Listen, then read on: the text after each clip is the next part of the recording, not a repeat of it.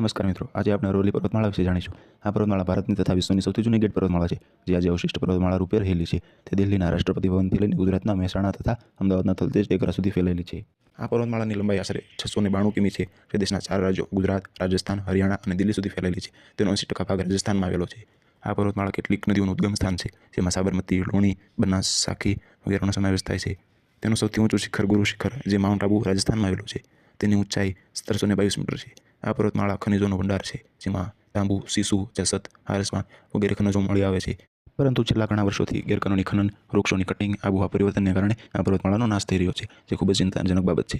આ અરવલ્લી પર્વતમાળાને બચાવવા માટે અને થરના રણને આગળ વધતો અટકાવવા માટે કેન્દ્રીય પર્યાવરણ મંત્રી ભૂપેન્દ્ર યાદવે ગ્રીન વોલ પ્રોજેક્ટ લોન્ચ કર્યો છે, જે અંતર્ગત હરિયાણા, દિલ્હી, રાજસ્થાન અને ગુજરાત સુધી 1400 કિલોમીટર લાંબી અને 5 કિલોમીટર પહોળી ગ્રીન વોલ બનાવવામાં આવશે, જે સ્થાનિક વૃક્ષો વાવી અને વિસ્તારને હરિયાળો બનાવી જળાશયોને પુનર્જીવિત કરી શકાશે। આ વિડીયો ગમ્યો હોય તો સ્ટડી હબ ગુજરાતી ચેનલને